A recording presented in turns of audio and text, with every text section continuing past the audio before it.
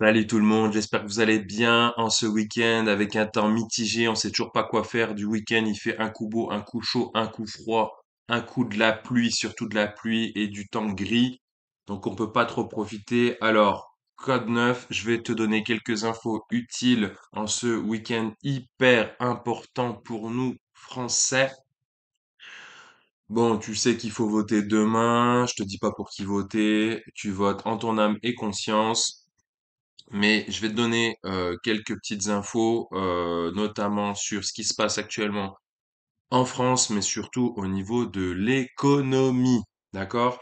Alors, au niveau économie, il y a quand même des bonnes nouvelles. Donc déjà, la première, c'est l'inflation. Donc, je sais pas si tu as le temps de suivre l'actu, moi je te le dis, voilà, en quelques minutes. L'inflation en France sur un an, elle était de 2,3% au mois de mai.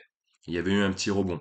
Et donc ça, c'était pas ouf, mais là, en fait, c'est en train de se corriger. On est à 2,1% sur un an en juin. Donc c'est une bonne nouvelle. On se rapproche des fameux 2% attendus par toutes ces banques centrales. Donc nous, en France, on dépend de la Banque centrale européenne et de l'équipe de Christine Lagarde. Donc c'est une bonne chose. Donc ça veut dire quoi? Ça veut dire que les taux directeurs de la BCE vont continuer à baisser probablement.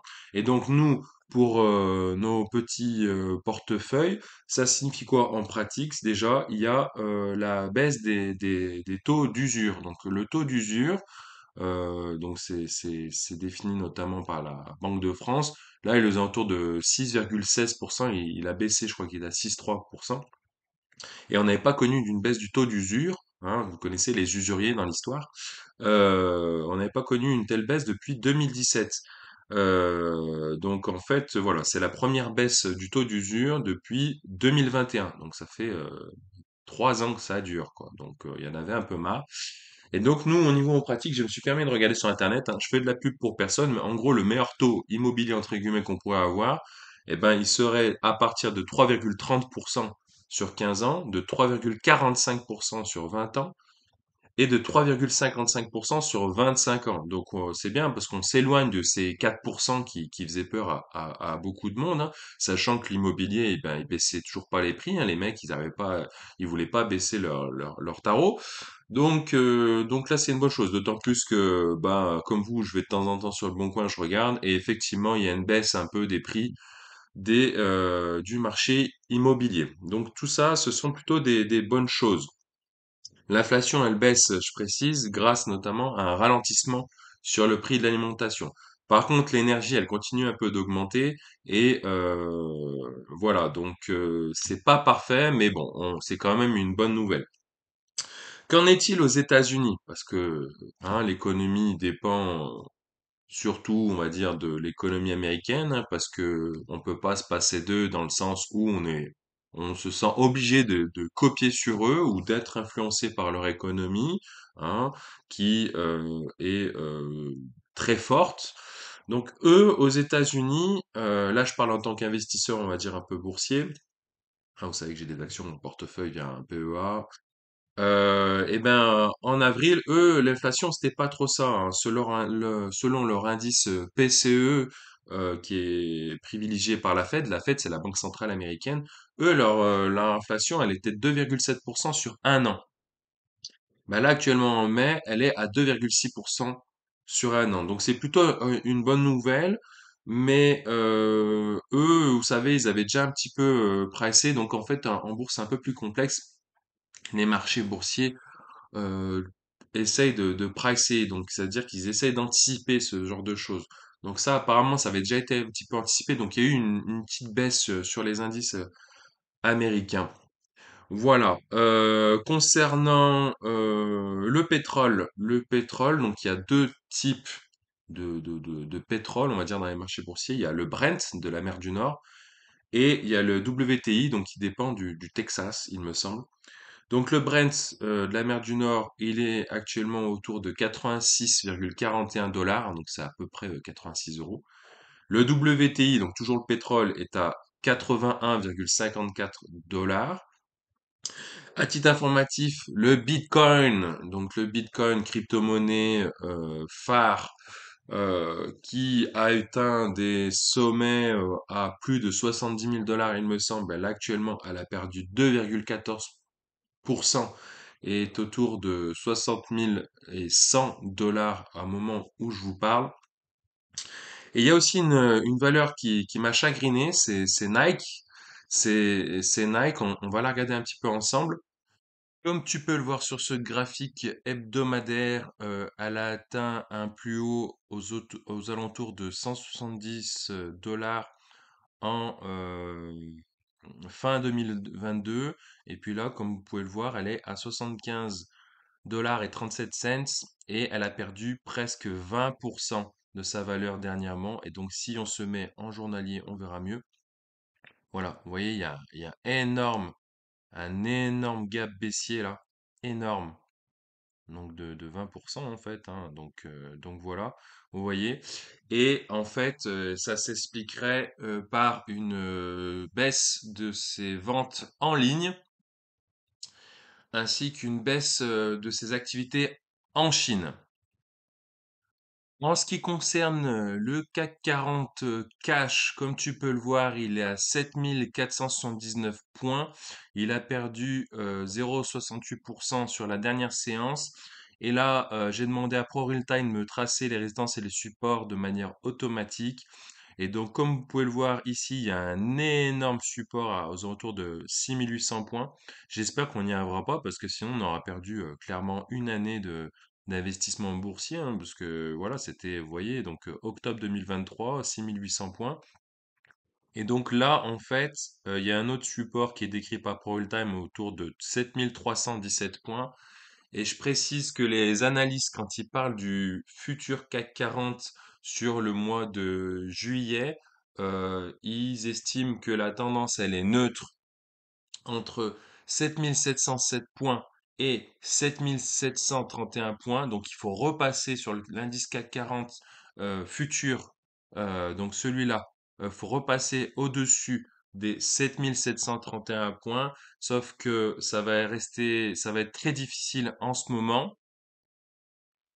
Parce que tout simplement, même si les marchés boursiers ont l'habitude de pricer, d'anticiper les bonnes et mauvaises nouvelles, on est en contexte électoral incertain. Demain, comme je vous disais, journée importante pour les élections législatives.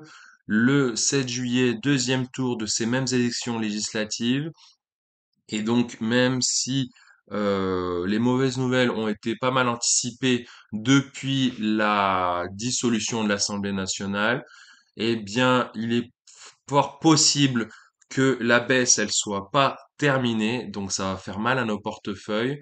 Donc moi, ce que je peux dire tout simplement, c'est je suis investisseur long terme, donc je vais pas revendre mes actions pour une incertitude telle que les élections. Pourquoi? Parce que il faut savoir que quel que soit le candidat, le parti qui sera élu prochainement, ce sera probablement pas une majorité absolue, ce sera surtout une majorité relative, et que ils ont promis de part et d'autre plein de choses, mais il y a fort à parier qu'il y a beaucoup de choses qui seront pas mises en place, du moins au cours de ces 3 prochaines années sur cette fin de mandat présidentiel. Donc je suis pas hyper inquiet à ce niveau-là, sachant que la baisse, elle a déjà été baissée, elle a déjà été faite, et les valeurs dans lesquelles je suis investi, donc c'est-à-dire les valeurs notamment du CAC 40, elles sont surtout, ce sont surtout des entreprises internationales, donc ce sont des gros bonnets, et donc eux, ils font pas que leur chiffre d'affaires en France, ils ont quand même une influence importante. Vous avez qu'à voir Total avec le gouvernement. Donc voilà, ils vont pas trop les embêter, même si c'est un parti de gauche. Faut pas se leurrer, hein, dans les politiciens, il y a sûrement, il y a même même les gauchos entre guillemets, ils ont des actions, hein. Vous allez pas me faire croire que ces mecs-là, ils ont pas de patrimoine, ils ont pas d'actions et ils sont bénévoles, hein, d'accord? Donc voilà. Donc il faut s'attendre sur le CAC 40 à une baisse éventuelle jusqu'au 7400 points. Ça fait mal, hein, ouais, je sais. Donc voilà. Et pour espérer avoir une tendance haussière, faut repasser au-dessus des 7700 points. grosso modo. Donc pas en dessous, faut voilà, on a passé en dessous des 7500. Donc voilà, la tempête continue entre guillemets. Euh, faut être patient, faut être patient. D'ailleurs, autour de moi, ceux qui sont investis en bourse n'arrêtent pas de le dire. Il faut attendre le 8 juillet. Je pense que il faut garder ses positions hein, parce que c'est ça en fait. Un crash, c'est quand tout le monde se met à vendre et c'est là où c'est brutal et que personne n'aime. D'accord? Il y en a que ça intéresse parce qu'ils aiment ce qu'on appelle shorter les actions, vendre à découvert et donc eux ils parient sur la baisse et donc ils essaient de se faire plein d'oseille sur le malheur des autres qui ont des actions qui perdent brutalement de leur valeur. Néanmoins, voilà, si on reste entre guillemets, on garde nos positions, on ne vend pas, et ben la baisse sera probablement moindre. Bon, je suis pas un market maker, hein, donc ce que je te dis, il y a trois, il y a voilà, vous êtes 200, un peu plus de 200 à me regarder. D'ailleurs, je vous remercie beaucoup de votre soutien. J'ai fait une vidéo là-dessus pour vous remercier voilà, où ça change un petit peu de registre, c'est un peu plus sympa, un peu plus personnel. Donc, je t'invite à la regarder en description. Et puis, que dire d'autre? Je vais te parler d'une autre valeur pour laquelle je pense qu'il y a une potentielle opportunité en ce moment. Il s'agit de la valeur Capgemini, cotée au CAC 40, donc une action, on va dire plutôt tech, informatique. Pourquoi je vous dis que ça peut être une opportunité d'investissement en ce moment, en ces temps difficiles? Tout simplement parce que on est dans l'ère de l'intelligence artificielle qui, je vous le rappelle, n'est à mon sens pas du tout une bulle. Euh, Capgemini, son équivalent américain, c'est Accenture. Et comme vous pouvez le voir ici, qui cote actuellement 303 dollars au moment de la vidéo. Elle a atteint un maximum, un ATH à 387 dollars en mars 2024. Et il s'agit d'une tendance plutôt haussière pour Accenture de long terme, car je vous précise qu'en mars 2023, elle était à 250 dollars. Je vous parle pas bien sûr de Nvidia qui cotait aux alentours de 400 dollars il y a seulement quelques mois pour atteindre un maximum de 1200 dollars avant le split et là actuellement elle est à 123 dollars. Donc ça veut dire que si on était avant le split, elle serait à 1230 dollars. Microsoft qui a également investi 10 milliards dans OpenAI et les autres également comme Tesla, Apple, Amazon, Google, qui justement sont en plein investissement dans l'IA, qui ont mis beaucoup là-dedans et qui vont gagner plein d'oseille grâce à l'IA. Et je vous ai mis également AMD, qui est un des concurrents directs de Nvidia, et Intel, comme je vous ai expliqué dans les précédentes vidéos. Alors maintenant, je reviens sur Capgemini. Pourquoi je vous dis que c'est une opportunité potentielle? Parce que déjà, il faut savoir qu'il y a un mois, JP Morgan avait changé son conseil. Il était passé de surpondéré à neutre et donc ils avaient abaissé leur objectif de cours de 230 euros à 210 euros. Sachant que la valeur, comme vous la voyez ici, elle avait atteint à peu près un max de 223 euros. Il y a également Jefferies qui est passé pareil il y a à peu près un mois de acheter à conserver et il a passé son objectif de 255 euros à 190 euros.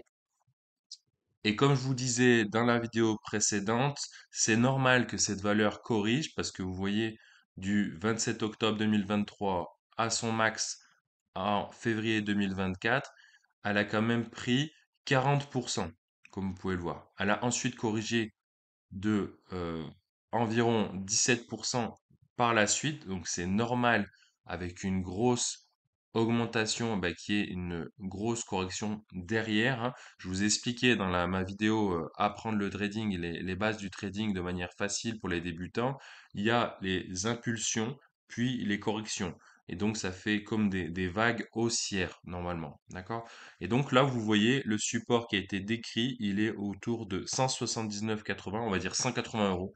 Donc clairement, là, bon, bien sûr, il faudra attendre la fin des élections en France, mais je pense que ça aura peu d'impact sur cette valeur tech, car justement, elle est concernée par l'intelligence artificielle, ce n'est pas une valeur bancaire, ce n'est pas une valeur automobile qui dépend notamment des normes gouvernementales de l'électrique, ce n'est pas une valeur foncière, ce n'est pas une valeur d'État, ce n'est pas Atos, hein, d'accord? On parle de Capgemini.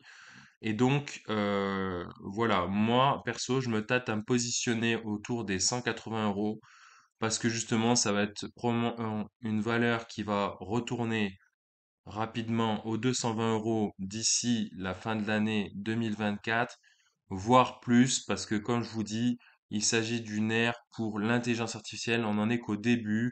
Ça fait à peine 2 ans que les gens sont vraiment investis dans l'IA. Moi, je pense que voilà, on est parti sur un bon cycle de 5 ans. Et donc, c'est pour ça que je vous trouve que c'est une valeur intéressante. Si on dézoome également, c'est une tendance haussière de long terme, comme vous pouvez le voir. Vous voyez, en 2017, par exemple, a été aux alentours de 70 euros. Donc clairement, moi je trouve que c'est une très très belle opportunité. Merci encore pour votre soutien, pour vos abonnements, vos likes, vos partages. Je te présente ici les d'autres contenus que tu peux regarder. Bien sûr, à t'abonner en bas à droite en cliquant sur l'icône en bas à droite. Merci encore de votre soutien. On est de plus en plus nombreux. Continuez comme ça, partagez, likez et puis je vous dis à plus pour de nouvelles aventures. Ciao, ciao.